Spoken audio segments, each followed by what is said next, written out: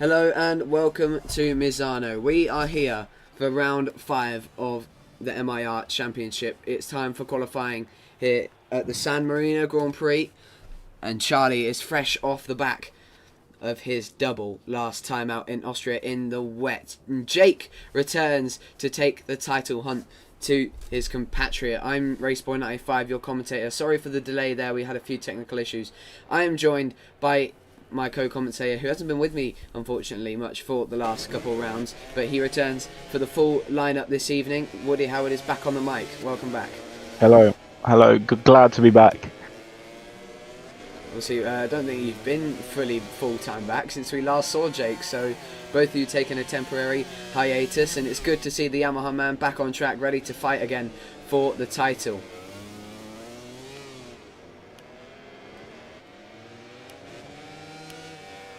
As we watch Jake come around the first few corners, already getting out there to kick off his second half of the season. He's got 3 rounds to do it here. 3 rounds to close the 34-point gap that it is to Charlie. Max from Norway sits in second in the title standings at the moment, thanks to his wonderful consistency. Could we see a win here this evening, do you think, for Max from Norway? We haven't seen anything of his pace as of yet.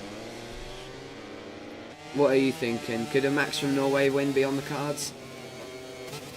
I would love to say yes, but the competition is just too high. I reckon if Jake and Charlie get off to an early, like a not so good start, I reckon in the sprint race it's definitely on for Max from Norway. He's always flying out the gate, as we always see in the start of this sprint race and main race. So if Max from Norway can get a good start and then prey on Jake and Charlie's downfall, hopefully he could. I reckon he could if he could just maintain a lead with no mistakes. It is possible, but I think the chances are very slim. Yeah, he's 100% been the most consistent runner the whole season. I mean, he's gone, I think, these are complete estimate numbers, so do not take these seriously. I think he went second, fourth, third, and then a few more podiums and top fives before that. As Jake hits the top of the timesheets, already laying down a strong time of a 128.0, and it doesn't even look like the championship leader Charlie can take that one down just yet. As Charlie comes to the line to second, 0.3 of a second off. Not a bad start to the session for the Brit. As also guns on the VR46 Ducati heads up the rest of the front row. Protato up to fourth, and he was really fast in the wet in Austria, really fast. He was actually in podium contention, top 5 contention. Me and River were commentating on that one last week, and it was a really strong ride from the American, but unfortunately just messed it up at turn 3 as he went way too tight there into the double right-hander. But a brilliant track, Misano, one that always brings us good action. I mean, one that would stay fresh in your minds is the drama between Jorge Martin and Nea Bastianini last year, and obviously Bastianini and M.I.R in 2022, and it's always promoted great racing in both World Superbike and MotoGP, and it's historic for that, not just because it's Valentino Rossi's home track. Personally, one of my favourite circuits as well. It's just the fast corners of the last two the third sector is just amazing. I love the contrast in the corners. They're all different. It's a very unique circuit, and I think that it's definitely one of the best on the calendar, that's for sure. Yeah, I completely agree. It's one of my favourites too. We had a bit of lag there as Protato came out the hairpin. Oh, he's had a huge moment there as the front wheel came up, hit the ground again, and he's just, that Trackhouse Aprilia just looks completely unhappy as the American now comes to the line on the number 26 RSGP 24, and he goes to, he stays in 8th, 3.6 off.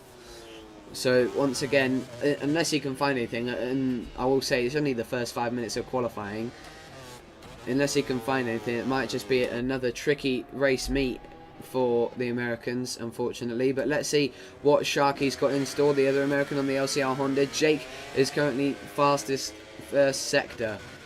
Nobody seems to be responding. Perky is his teammate, also in 6th, as Sharky comes into last corner. A bit of a wider entry there. as he goes up into, that was a rough lap for Sharky, just a tenth off of his compatriot. I mean, in MotoGP, in real life, if we had, let's say, Garrett Gerloff or Josh Herring hop on MotoGP bikes, it would make sense. I mean, they're used to those really quirky, odd American tracks. They're sort of like a lot like British tracks, but less tight and more space to crash for sure. But when it comes to the MotoGP games, I mean, these guys have been playing them for ages. I mean, that maybe they don't have the amount of training time available that the likes of Charlie and Jake do, but we're seeing quite a pattern in the fact that there's no Americans up in esports. You got Brits currently dominating the championship at the moment. We got a British one too. It's something we don't see in the real MotoGP world, and it's kind of odd because what's going on there for America? I'm not too sure. I guess it's the lack of the player base. It would have to be. Yeah, I mean, we do know America is slowly starting to gain traction in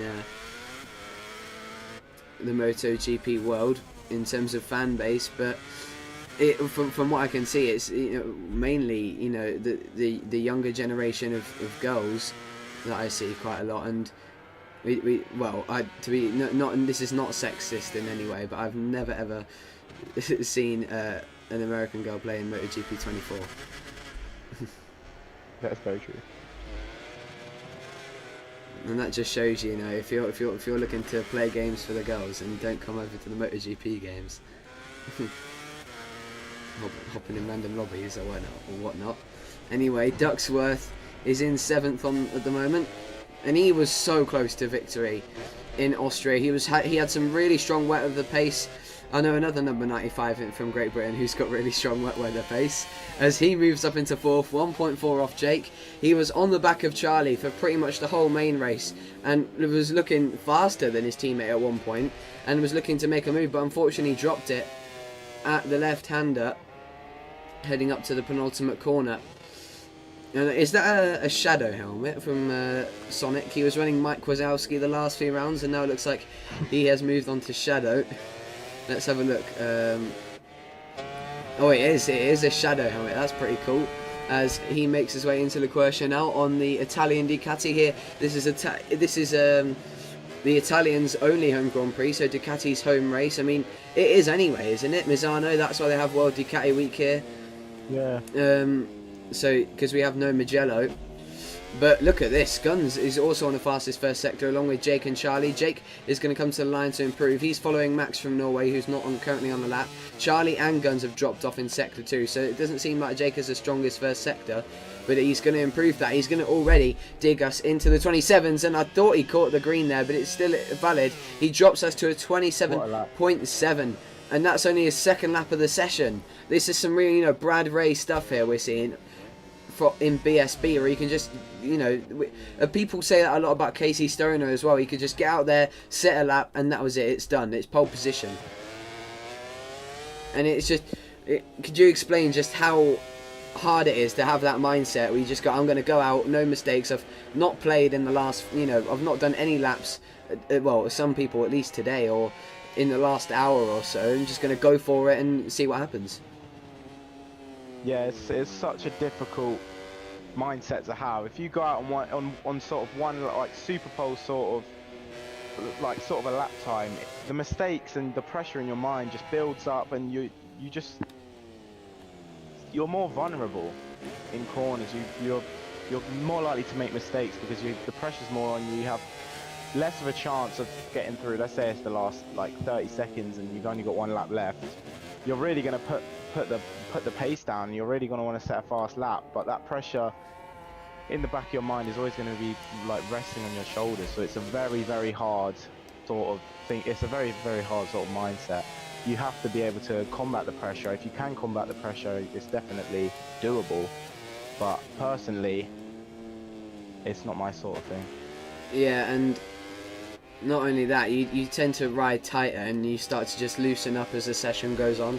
as you get more confident with the track conditions and whatnot. As we were talking about that, Vermeil is on the Aprilia, just gone up into second. He's had a really rough Austria. He was really fast, similar to Marco Bezzecchi almost. He didn't look too strong in qualifying, but he out of nowhere came and got second on the grid late in the session, and then in the race he was really fast, fighting with Charlie for victory, and then unfortunately lag got in the way of the Frenchman, and here he comes now into Curvone on the Aprilia, looking fantastic with that Jorge Lorenzo replica. That is, in my opinion, Jorge Lorenzo's best helmet design he's ever had.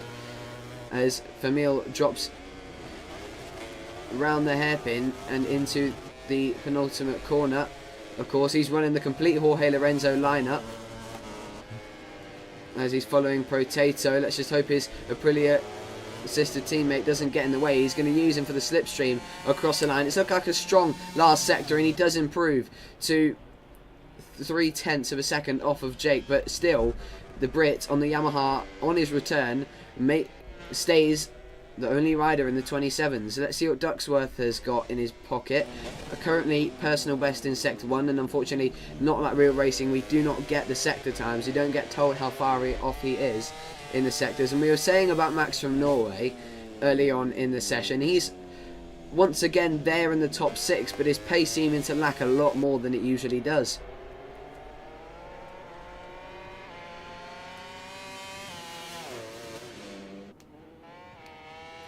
And another thing I will point out is that we were here last season in Misano, so all these riders, they'll have their data as we're still on MotoGP 24. They'll have their data, they'll have their setups from Misano last year. So I'm not surprised that we're already seeing 27s out the gates. And I'll actually take a look at who won those races.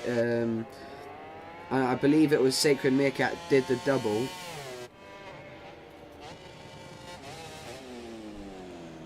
As Ducksworth doesn't improve on that one, he's going to go for another lap. But I'll tell you what, Guns is doing a good job in 4th, or Jake improving again, looking to dig us further into the 27s. Vermeil looking to break that gap.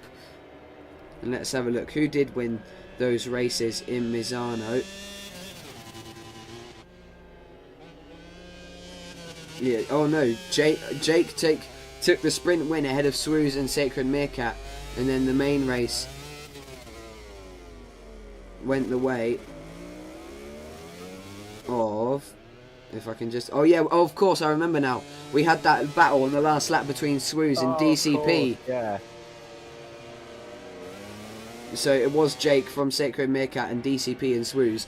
Only 0.04 of a second separated the American and the Frenchman. And we were just saying earlier about the Americans not doing so well in MotoGP racing, and to be fair, there's no one that I can think of better than DCP from the USA, and it's a shame we haven't seen him yet this season.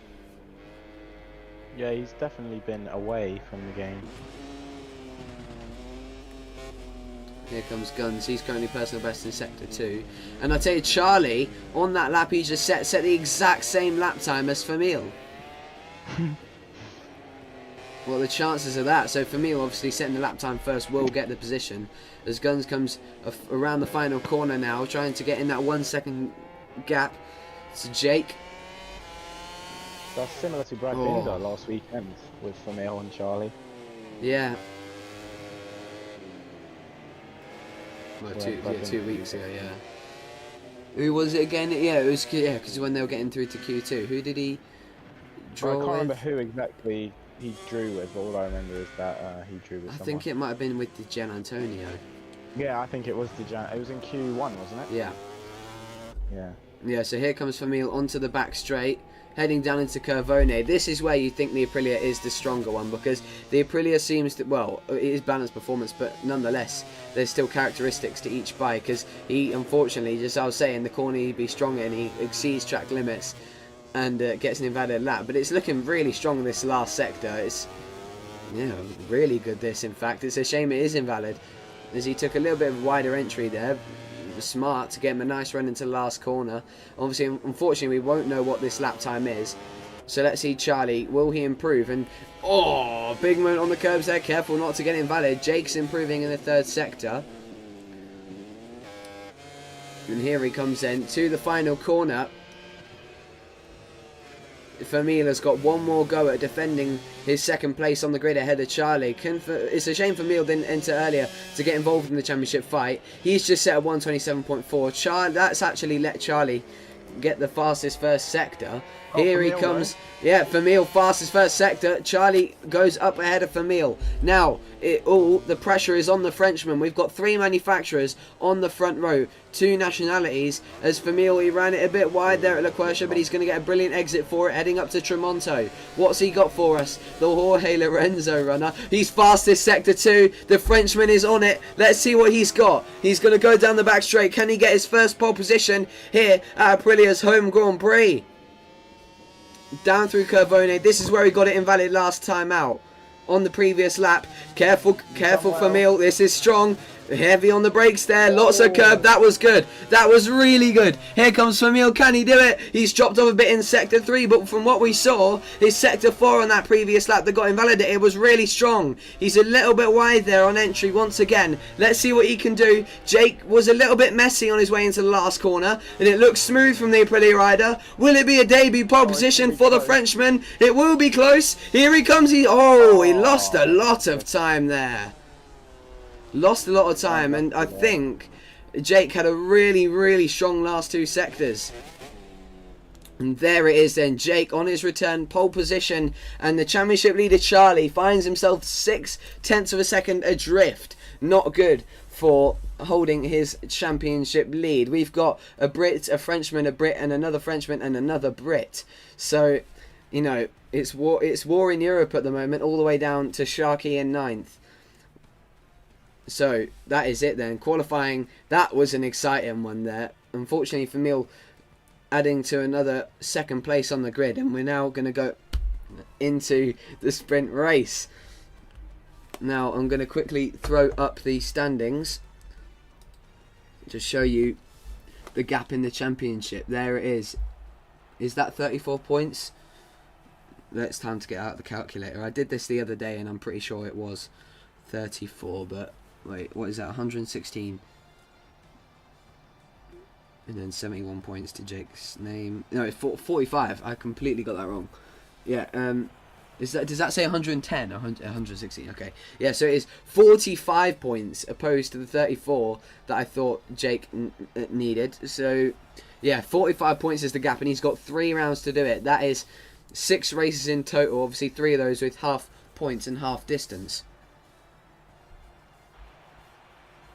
45 points, and you can score, what is it? And I'm going to trust my maths again here. 37 points you can score in 1 race meeting. So if Charlie has another shocking race, disconnecting his controller, then it could be Jake in the lead by the time we exit Japan, and it'll be 2 points between them heading to the final round in Malaysia. Here we go then, the sprint race getting underway. Ready for action here at the Misano circuit. Here we go. Oh, I'm just hearing Protato won't be making the main race due to the delays, so he'll only be contending in the sprint, and he'll be looking to make his mark. It's Jake on pole, 3 manufacturers on the front row. It's not Jorge Lorenzo, it's Vermeil in second, and he's usually good off the line. The lights are red here at Misano. The San Marino GP sprint race is underway, and it's a good start from Jake. A good one from Vermeil as they nearly locked tyres there. That could have gone completely wrong. Look at the other Ducati. Dogsworth is up the inside. Oh, a massive moment. He's gone for Jake and he's lost it. Jake rejoins at the front of the field. That almost looked like a homing shot snipe for his teammate as Vermeil comes diving up the inside of Charlie to get the move done. Oh, a big crash. Goji and Spatcher have collided. Guns is also attacking Charlie as Jake is now running away with the victory already. Look at the battle we've got going for third, second even, as they look like, oh, they're going to get really tight into the Quercia. Guns nearly going into the back of Charlie there. He's looking aggressive on this opening lap, but Vermeil thought that Ducksworth had done him a solid there, but the way he rejoined the track after crashing did not help them. It helped Jake, in fact. That was an incredible start from Ducksworth, but he got it completely wrong and almost did an Axel Bassani on Nicolo Bulica.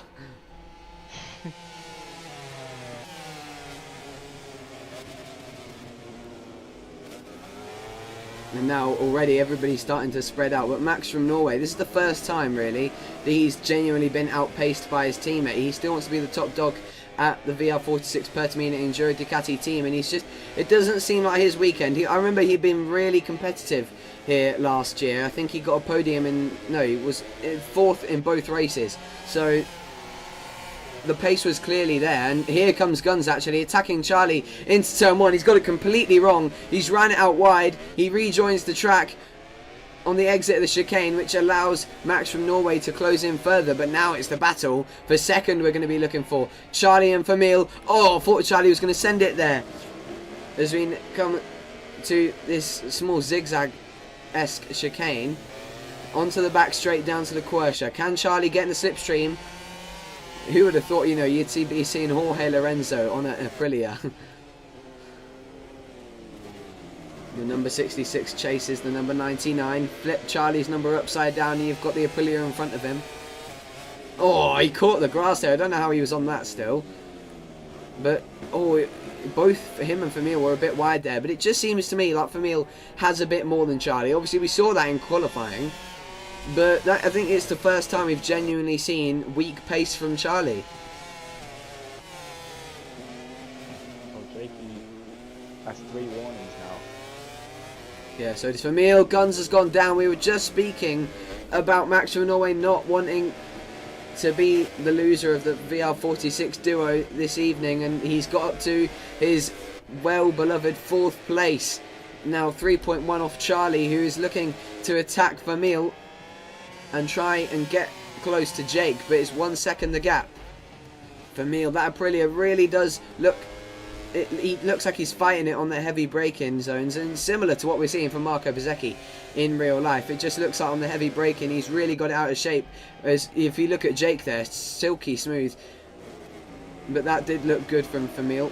Let's just see him down to the Quersha. The Frenchman really coming along strong, injecting himself to make this a, you know, a big 3 here in M.I.R. between Jake, Charlie and himself. It's you know, quite similar to what we used to see in World Superbike 2 years ago now, and with Jonathan Ray on the green bike and Alvaro Bautista on the red bike and Toprak Razgatlioglu on the blue bike. Although we weren't quite used to seeing the red bike at the back of the 3.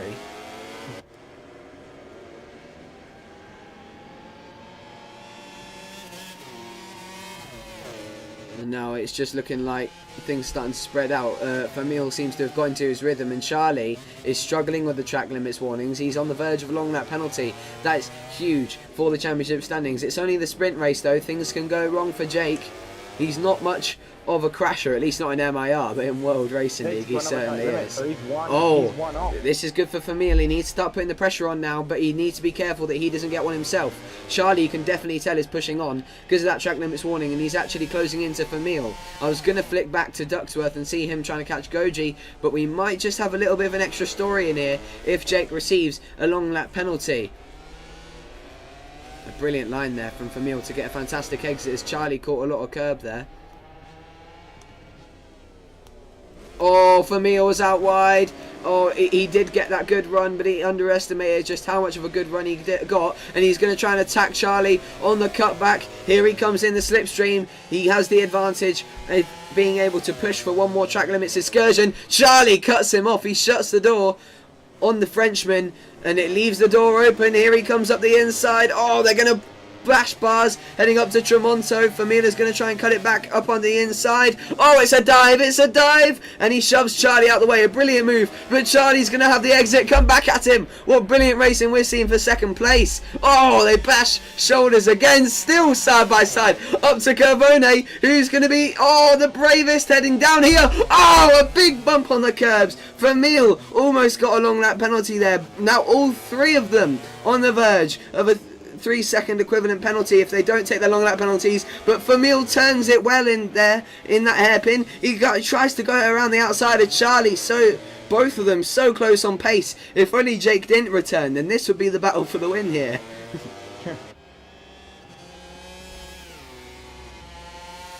And let's see, is he going to go for it again into turn 1? He might have just got sucked in there. Yes, he has. He's ran it wide up at turn 1. This is the first time he's really been directly behind someone in this race. so he's going to struggle a bit to just get in that rhythm and give him a lap. But he hasn't really got that enough time. He's got 2.5 laps to go to catch Charlie, and he doesn't want to push it too hard and get a long lap penalty, because that would be third done. As long as he can stay on it, it would still be third if he does get the long lap penalty. But I do feel like this battle for second is not over. And now we're going to swap back and actually take a look elsewhere on the grid, as there's a battle between the two VR46 Ducatis at their home Grand Prix. The Norwegian and the Frenchman going head to head.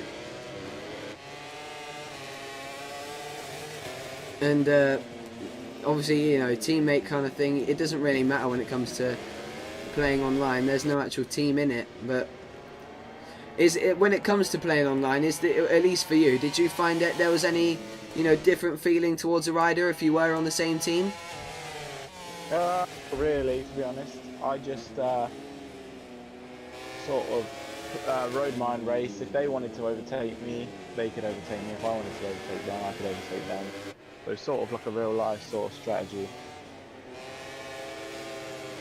Yeah, no, Rossi, Lorenzo. So, oh, we nearly had a moment between Marquez and Bulaga there at World Ducati Week, because Max from Norway nearly went into the back of Guns. He literally got the rear wheel, up in the air, trying to avoid going into the back of his teammate, and he's ran it on at turn 1.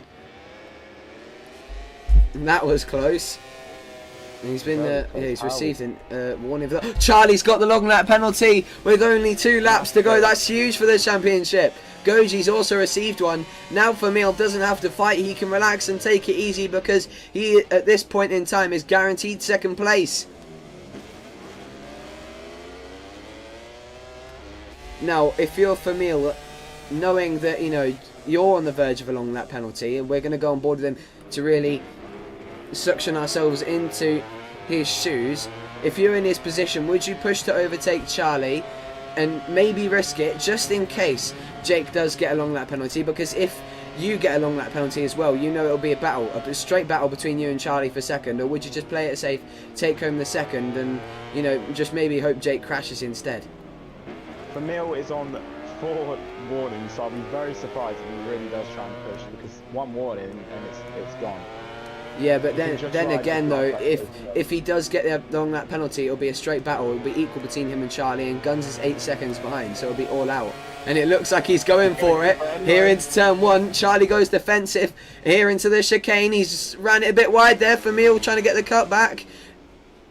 Oh, Charlie's a bit wide there. He's gonna get. He's got a brilliant exit there, what a move! No contact whatsoever. Charlie's gone back for it. Look out, Charlie! He's trying to run him off track to get the track limits warning. He's gone miles off, but he's got the exit. He's back up the inside. Oh my word! You'd think they're actually battling for second place. Charlie's doing all he can to run Vermeil off track and get him the long lap penalty. Look at them bashing bars heading up to LaQuercia. Charlie leans it on top of him. Look at this for last lap racing. It's still going to be an entertaining fight, and you almost hope Vermeil gets a long lap penalty, so then we can see some real action-packed battling.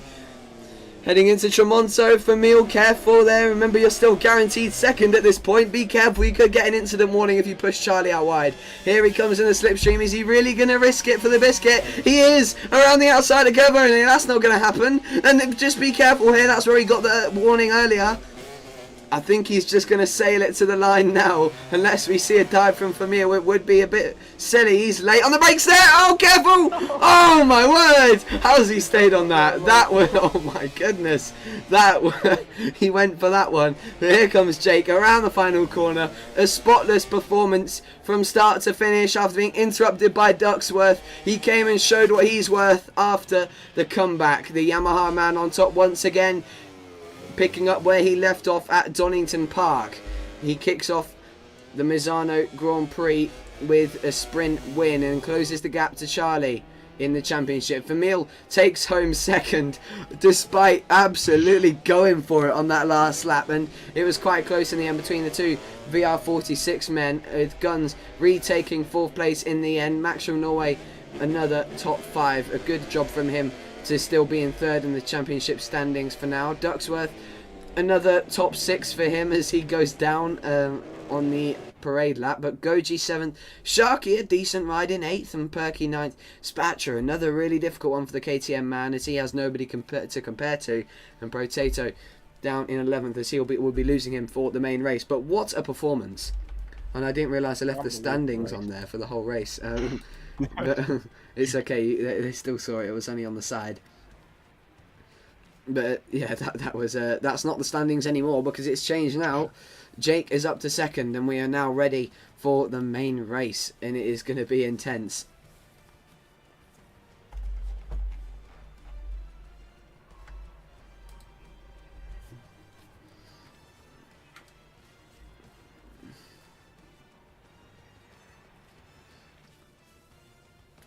Yeah, Ducksworth apologising in the Discord to Jake, but it didn't affect him, did it? Still came away with the victory. Yeah, now let's turn off qualifying and get the grid sorted out.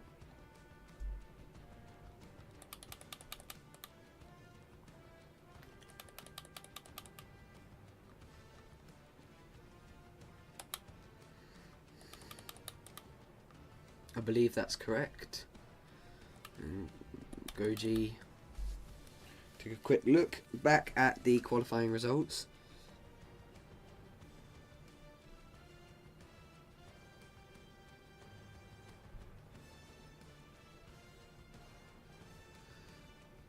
Goji 7th, Perky 8th, Sharky 9th, Spatcher 10th. Okay, awesome. I got that bang on. Right, we're now ready for the main race. That's probably the quickest pit stop I've ever done without issues. Oh, well, we'll see. We'll see. We could go in there and find out they're all in Moto 2. Hopefully not. Yeah. To be fair, it would be much better if they were in Moto 3. Oh, Bernie's joined too late. Well, I didn't know I wasn't told he was joining in the main race. I think he's actually just got in time. Has he? No, he's not. He's a TV director, unfortunately. I think we might be restarting for Bernie. Yeah, sorry, Meerkat. I completely forgot the standings were on there, but we still got some decent views of the battles.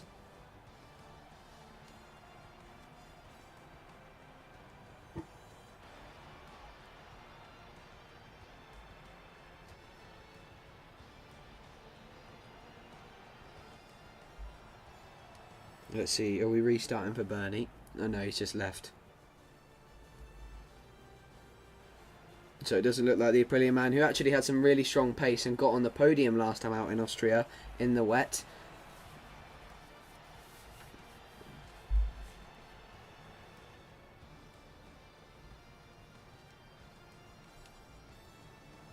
I'm just waiting to see receive news if we are restarting for the Brits on the Aprilia.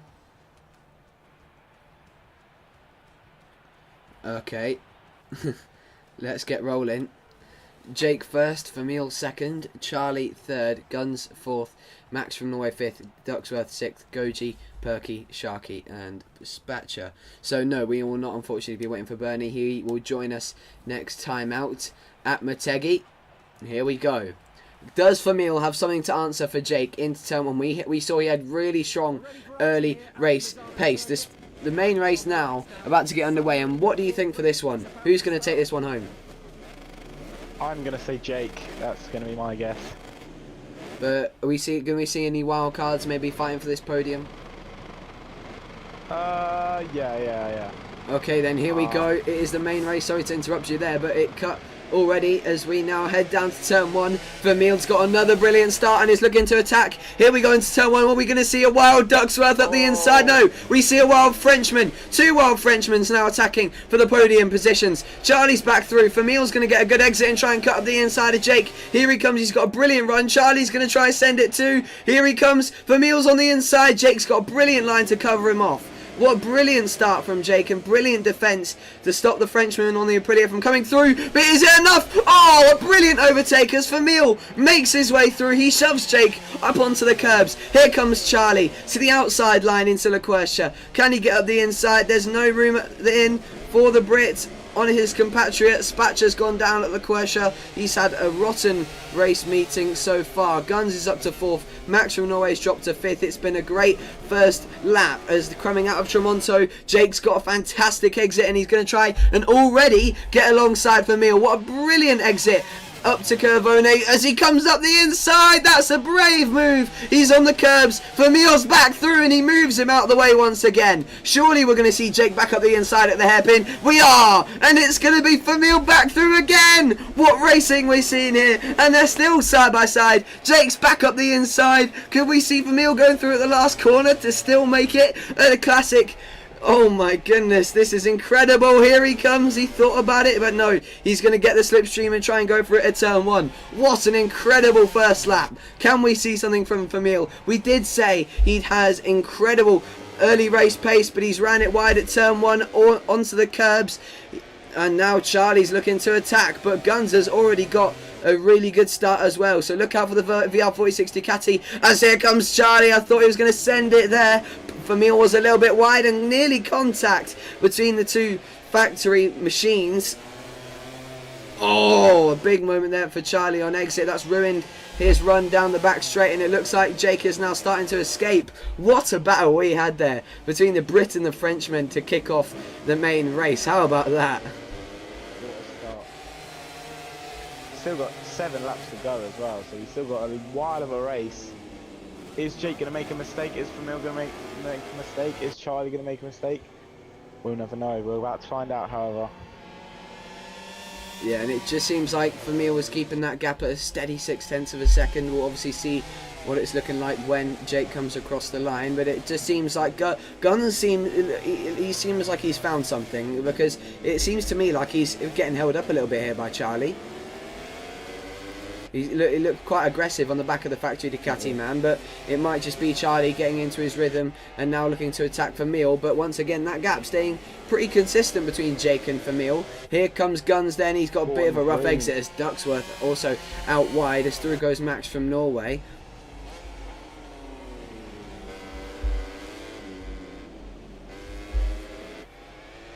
And Vermeer just trying to put the pressure on Jake. Jake just being careful not to use as many track limits warnings early on as he did in the sprint race, because if he kept that up it would eventually be a long lap penalty. And obviously the same goes for Charlie, but not for Vermeer. He is going for it.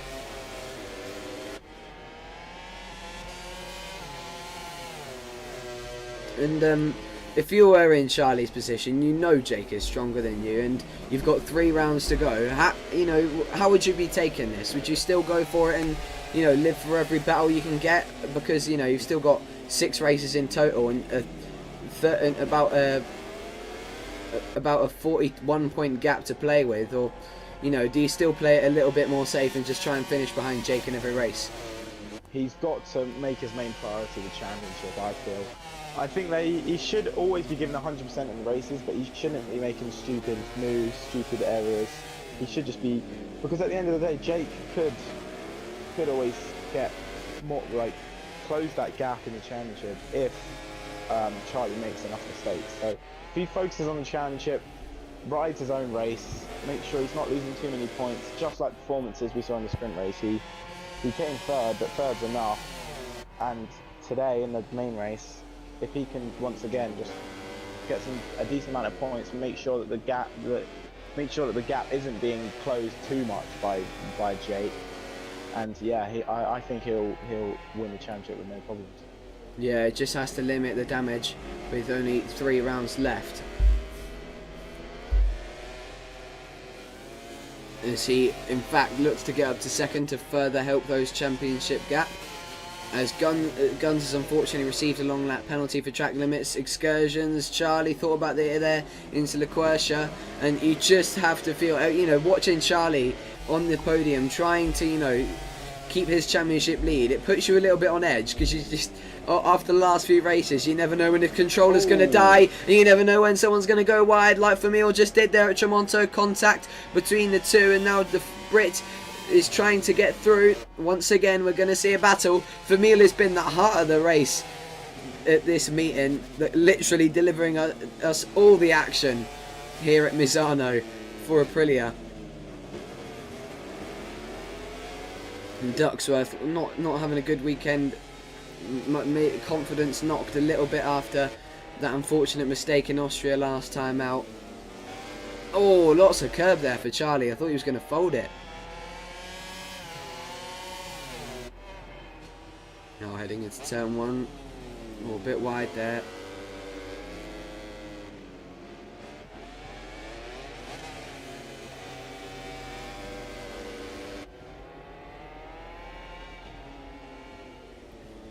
Yeah, I feel like that's just coming into play now. Charlie starting to... No, in fact, Charlie isn't losing time to Vermeil. Vermeil is gaining time on Jake. That gap was 1.3 at the start on the last lap, and now it's down to 9/10 of a second. What can the Frenchman do is we're just going to actually have a look back, as there's been some contact there. I think Sharkey has ran the other Yamaha on, as we were just watching one of them leading the race. We look at the Honda and the Yamaha down in 7th and 8th. Perky trying to get through on Sharkey. It's British versus American. And it just looked like it got a little bit juicy, as Ducksworth also, who we know is faster than these two, at least at this meeting, is catching up to them as well. As Charlie, another warning to his name, trying to push to catch. As we were talking about, Ducksworth has gone again. He's quite prone to mistakes, unfortunately. And I haven't really seen that killer instinct, you know, push to the max and stay on it. The kind of ability that we've seen from him so many times before. I haven't seen that since the Daytona 200 in Ride 4, so unfortunately it just seems like it's starting to fade away from him, and hopefully that confidence comes back for the Ducati man, as you know, he did in fact win the, well, we call it now, pre-season event that was on MotoGP 25. Where has that gone? Oh, Goji's hit the deck. That actually might make an effect on the battle here between Sharkey and Perky. No, he's way too far ahead. These guys have got a lot of work to do, but the gap looks like it's just starting to recover for Jake, as Charlie's starting just to fade away, as I was saying earlier. In the last 2 laps, he's really racked up the track limits warnings. It's going to be like the sprint race again for Charlie. He cannot afford to get himself another long lap penalty, because it means that Vermeil can just cruise to the finish line, take another 2nd place, and that's points out that Jake has taken out of Charlie. There is still time for Jake to take this championship. Yeah, and if I just calculate, so it's 12 for a win in the sprint and 8 for 3rd. Let me do the math. So it was 45 points the gap.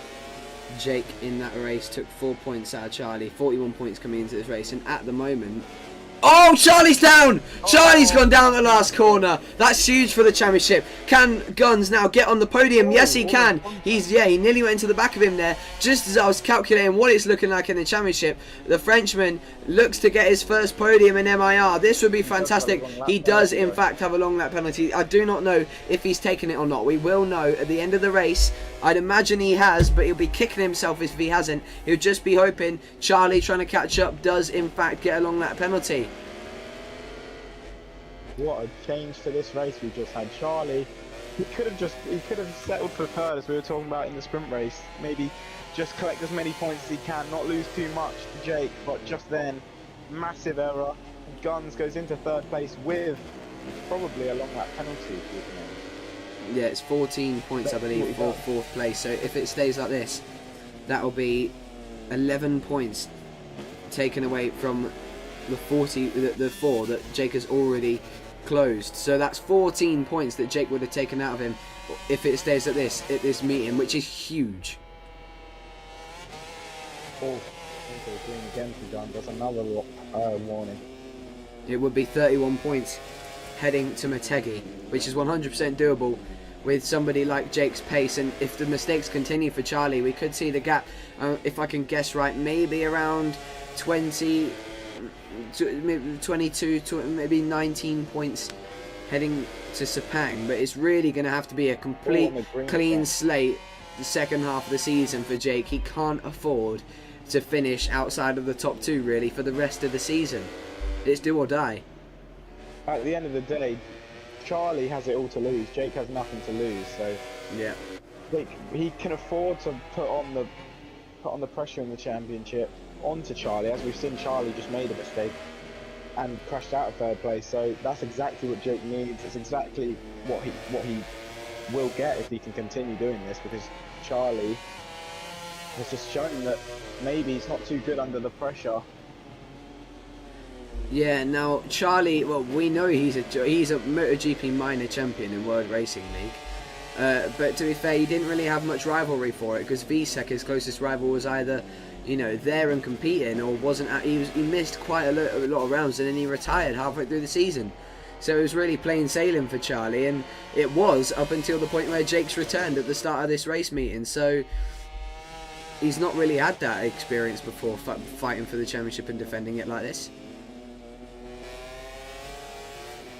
Charlie, I just thought, I don't like cars. Yeah, but the thing is, Charlie will know, not that we do, Charlie will know whether Guns has still got that long lap penalty or not. So we should get, well, to be fair, we won't get much of an indication by, you know, we know how Famil pushed on, and oh dear, that's another track limits for Guns. And he's looking at another long lap penalty on the horizon. Famil is not too far away as well, but it looks like he's going to hang on to second. But just, again, another dominant performance so far from Jake.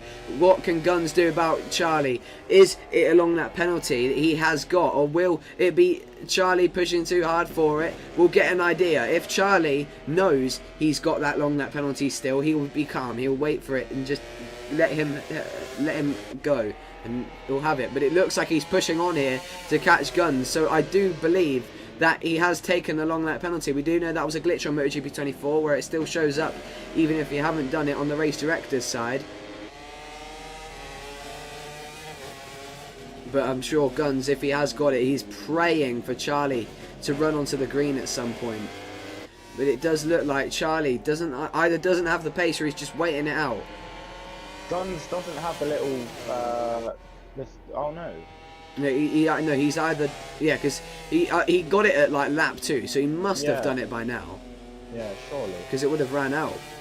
Yeah, exactly. But here we go then. It is Jake. Oh, he's got the long lap penalty. It's over. It's over. Unless, with only a few corners to go, and we'll find out whether he did get the long lap penalty or not. Here comes Jake around the final corners to do the double here at Misano. Brilliant weekend for Famil. His best race in M.I.R. by a long shot. 2 second places for the Aprilia man. And Guns takes his first podium in M.I.R. Brilliant performance from the VR46 man at the team's home Grand Prix. It's 2 Frenchmen on the podium. And in fact, the first time a Frenchman has claimed the podium since here last season with Swooz. So really good to see for France. 2 men on the podium in the main race. And Guns doing really well to hold off there and pile the pressure on Charlie. Another consistent result from Max from Norway in 5th, holding on to 3rd in the championship. And I'm sure we'll see next season Famil in the role for victory. But there it is. Jake takes victory with a 1:28.001 fastest lap. That would have put him 2nd on the grid. In qualifying, that's amazing from Jake. Unbelievable pace in the race. Even Famil, he wasn't too far off, as well as Charlie. And now I'm just going to quickly calculate what that was. It was 41 points heading into the main race, and Jake has taken out, I believe, if I just look at the point system.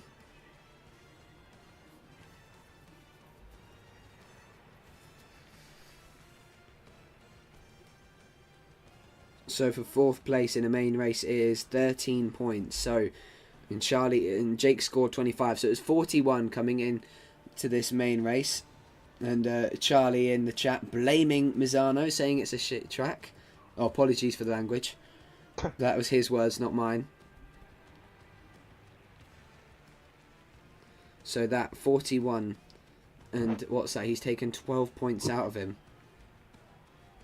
29 points heading in to Motegi. So Jake, if Charlie has a bad weekend again, if he finishes off the podium in both races next time out, we could see it really tight heading into the final round at Sepang. Thank you for joining us, and make sure to join us next time out for the penultimate round of the season as we head to Asia for the Japanese Grand Prix, where Jake will be looking to do it at Yamaha's home Grand Prix. Thank you very much for joining us. Catch us next week, as I said before. Good night.